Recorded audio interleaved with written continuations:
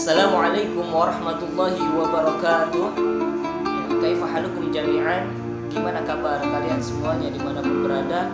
Tak bosan-bosannya saya mengucapkan kita saling doakan satu sama lain dimanapun kita berada, selalu dalam lindungan Allah Subhanahu wa Ta'ala.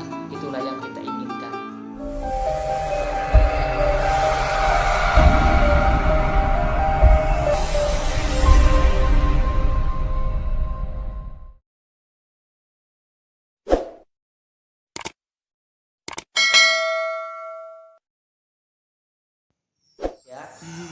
Baik, kita lanjutkan kembali menapaki awal perjalanan dalam proses menghafal Al-Quran. Poin kelima itu biasakan kita menghafalkan Al-Quran dari surah-surah pendek ataupun surah-surah pilihan. Seperti dalam hadis yang diriwayatkan oleh Imam Muslim, Rasulullah Shallallahu Alaihi Wasallam pernah bersabda, "Man qara'al ashral awakhira min suratil kahfi fa innahu ismatul lahu minad dajjal." Man qara'al ashral awakhira, barang siapa yang menghafal 10 ayat pertama min suratil kahfi, dari surah Al-Kahfi, fa innahu, maka sesungguhnya ia ismatul lahu minad dajjal, akan terjaga dari fitnah dajjal. Hadis riwayat Imam Muslim.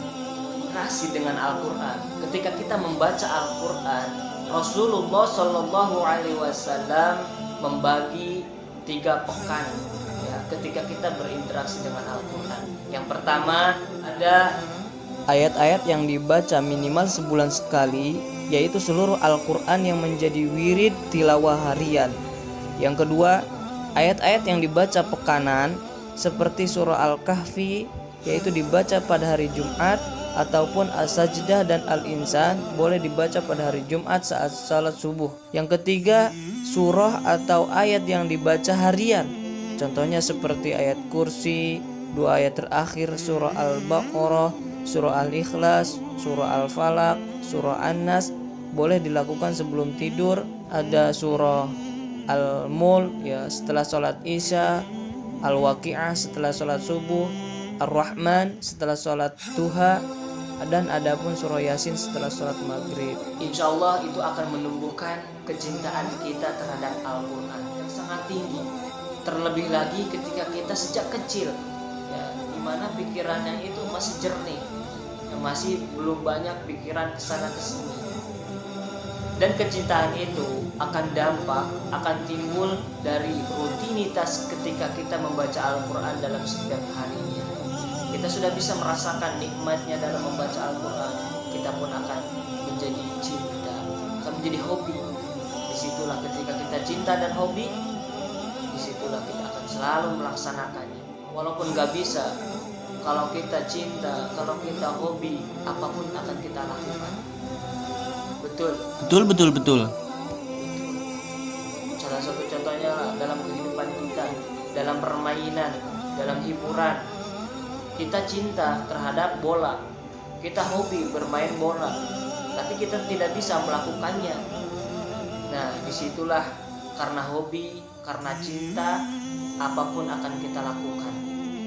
Walaupun sesungguhnya kita tidak bisa bermain bola. Nah, lama-kelamaan dia akan lakukan terus menerus setiap hari, maka insya Allah akan bisa bermain bola.